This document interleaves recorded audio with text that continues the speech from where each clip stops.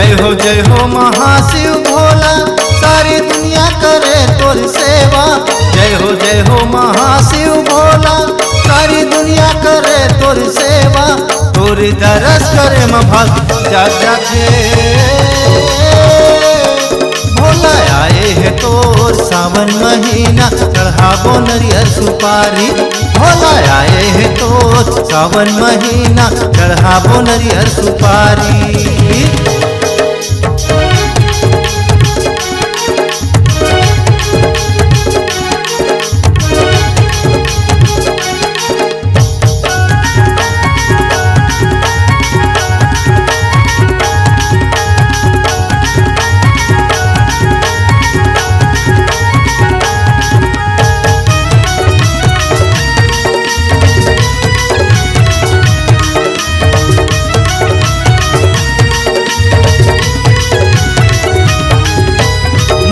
मचंदा जटा म गंगा, मन माया पार तोर हटके चोला। आना बना ठाना त्रिशूल धारी, तबे भोला भोला कैथे तोला। आना बना ठाना त्रिशूल धारी, तबे भोला भोला कैथे तोला।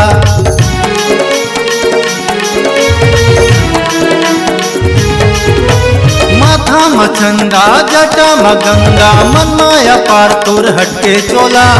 आना बाना ठाना त्रिशूल धारी, तबे भोला भोला कैथे तोला। आना बाना ठाना त्रिशूल धारी, तबे भोला भोला कैथे तोला। जय हो महाशिव भोला, सारी दुनिया करे तोर सेवा। जय हो महाशिव भोला, सारी दुनिया करे तोर सेवा। तोला जल चढ़ाए माँ भाग जागे, भोला आ गए तोर सावन महीना, चढ़ाबो नरियर सुपारी। भोला आ गए तोर सावन महीना, चढ़ाबो नरियर सुपारी।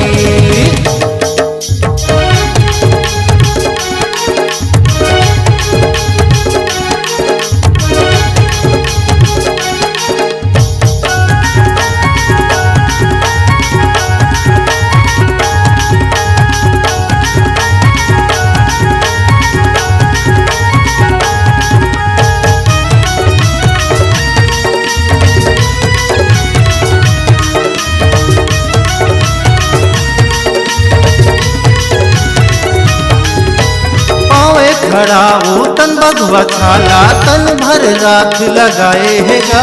नंदी सवारी भुतवा परतवा, संग डम डम डमरू बजाएगा। नंदी सवारी भुतवा परतवा, संग डम डम डमरू बजाएगा।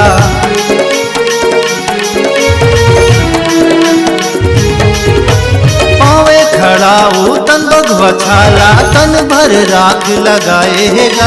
नंदी सवारी तोर भुतवा परतवा, संग डम डम डमरू बजाएगा। नंदी सवारी तोर भुतवा परतवा, संग डम डम डमरू बजाएगा। जय हो महाशिव भोला, सारी दुनिया करे तोर सेवा।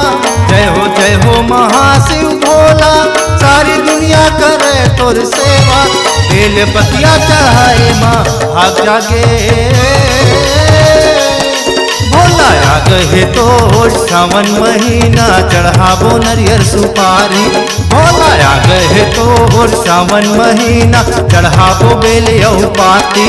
भोला आ गए तोर सावन महीना, चढ़ाबो नरियर सुपारी। भोला आ गए तोर सावन महीना, चढ़ाबो बेल यहू पाती। नमस्कार दोस्तों, नए छत्तीसगढ़ी गाने सुनने और देखने के लिए हमारी वीणा म्यूजिक को सब्सक्राइब करें और बेल आइकॉन के बटन को क्लिक करें।